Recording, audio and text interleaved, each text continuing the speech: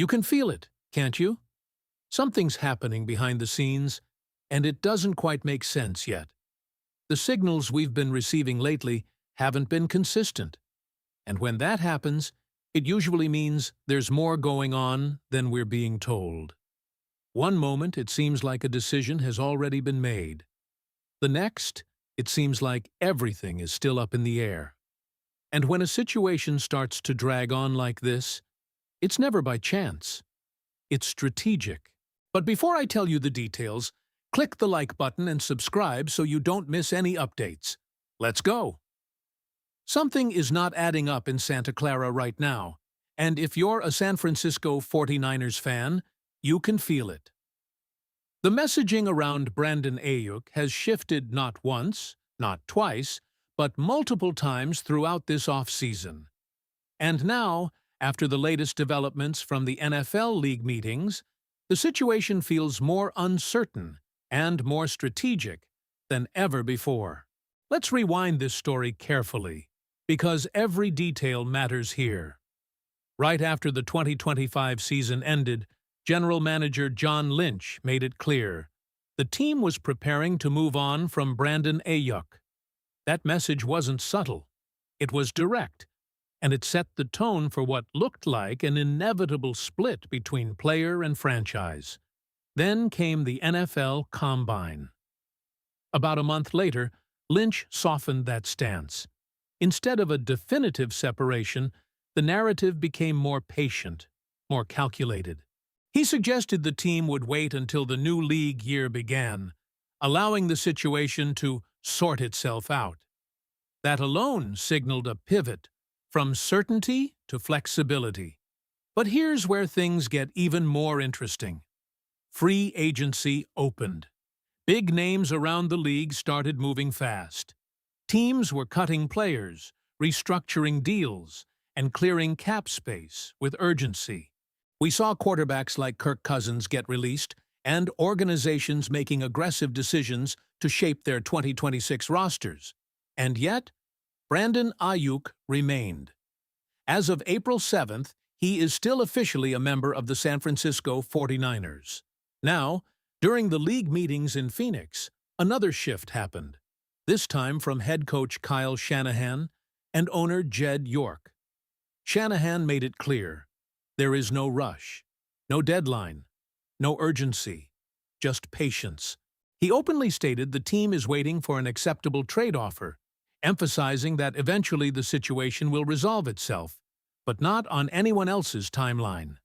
That's a strong signal. The 49ers are not acting out of desperation. They are playing the long game.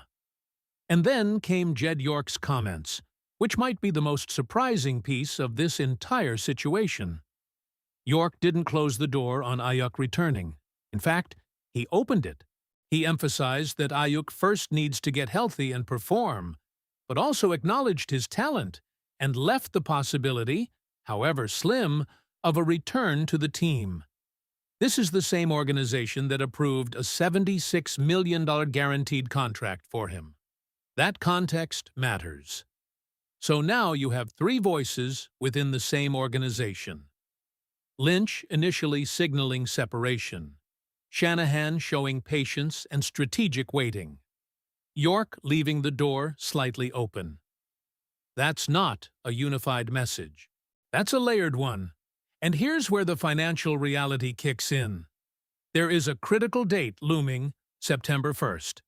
That's when Ayuk is due a $24.93 million option bonus.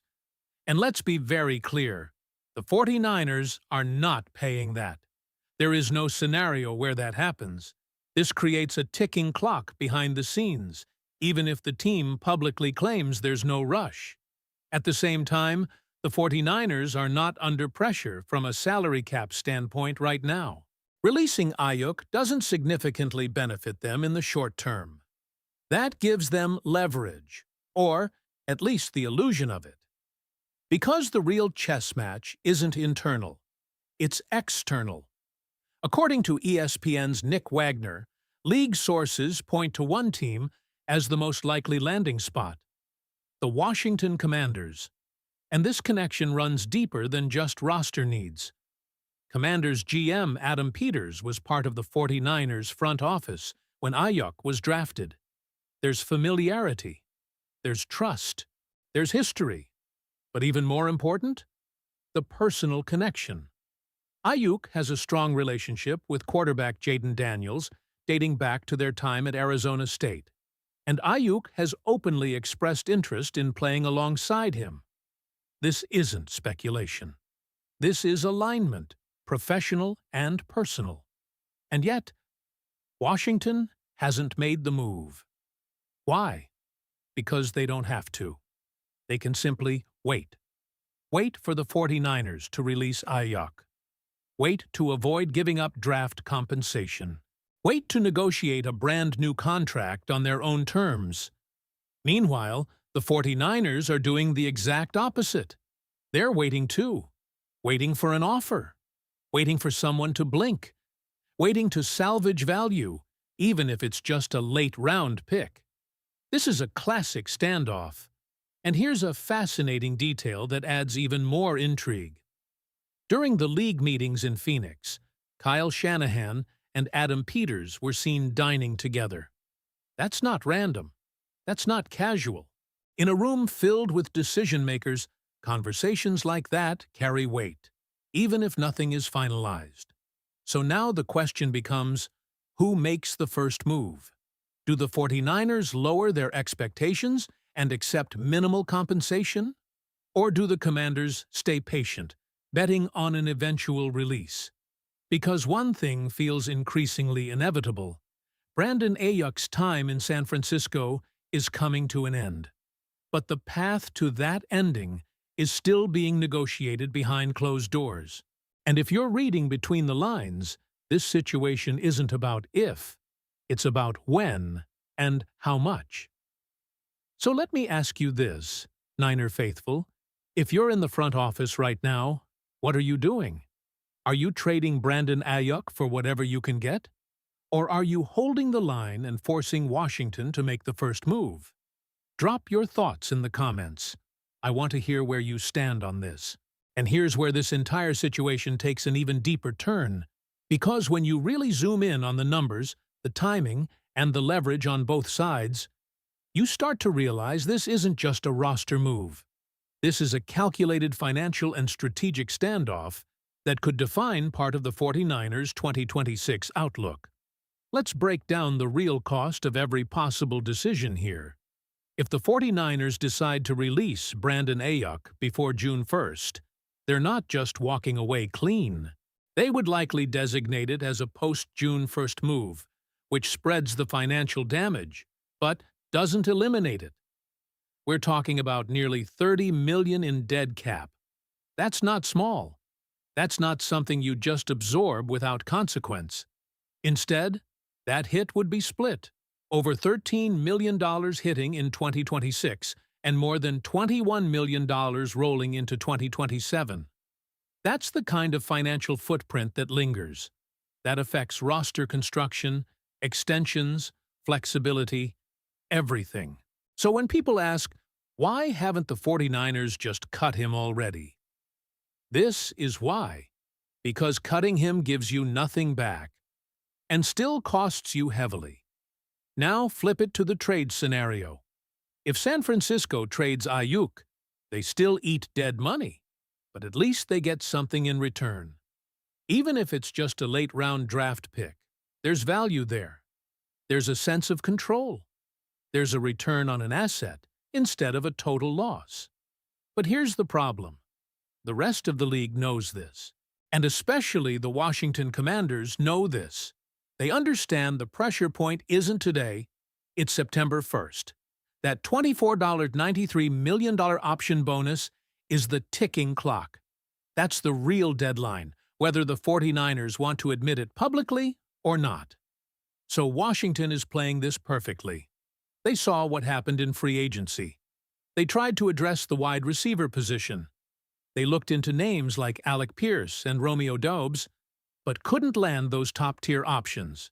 The need is still there, but instead of forcing a move, they're staying disciplined. Because from their perspective, Why give up a draft pick and take on Ayuk's current contract? When you can wait, let the 49ers make the painful decision and then sign him fresh on your own terms. That's leverage. And right now, if we're being honest, Washington might have more of it than San Francisco. Even though the 49ers are saying publicly they're in no rush, their actions suggest something else. They're holding on, hoping that someone, anyone, blinks first. And let's talk about Brandon Ayuk himself in all of this. Because while front offices negotiate and coaches speak carefully to the media, there's a player in the middle of this whose future is being shaped in real time. Ayuk has made it clear in the past. He's intrigued by the idea of playing with Jayden Daniels. That connection isn't just football, it's personal. Chemistry matters in this league, especially at the quarterback wide receiver position. And when you combine that with Adam Peters' familiarity with Ayuk from their time together in San Francisco, it starts to feel less like a possibility and more like an eventual outcome. But again, Washington doesn't need to rush. And that's what makes this so fascinating. Because both sides are essentially staring at each other across the table, waiting. The 49ers are waiting for an offer. The Commanders are waiting for a release. And in the middle of that, time keeps moving forward. Now let's go back to that moment at the league meetings, because it might end up being one of the most telling details in this entire story. Kyle Shanahan and Adam Peters sitting down for dinner in Phoenix. Think about that. Two key decision-makers. One player connecting both organizations. One situation unresolved. You don't have to be in that room to understand what's likely being discussed. Even if no deal was made, even if nothing was finalized, conversations like that shape outcomes. They set expectations, they establish boundaries, and they reinforce one critical truth. This situation is active, even if nothing has happened yet. So where does this go from here? Option 1. A team, possibly Washington, gets impatient or sees value and offers a late-round pick. The 49ers take it, move on, and close the chapter. Option 2. Nobody bites. The market stays quiet. The 49ers hold firm until they can't anymore. And eventually, Ayuk is released. Option 3. Unlikely, but not impossible given Jed York's comments, Ayuk gets healthy. The market shifts, and somehow, the door reopens. But let's be real. The most likely outcome still points in one direction. Brandon Ayuk in a Washington Commanders uniform. The only question is, does San Francisco get something back? Or do they walk away with nothing but a financial burden? That's the gamble. That's the risk. And that's why this story isn't over yet. Because until someone makes the first move, this stalemate continues. So now I want to hear from you. How do you think this ends? Does Washington trade for Ayuk? Or do they wait it out and get him for free? And if you're the 49ers, are you willing to risk getting nothing back just to hold your ground? Drop your take below. And if you want more exclusive breakdowns like this, make sure to like the video and subscribe to the channel. Let's go!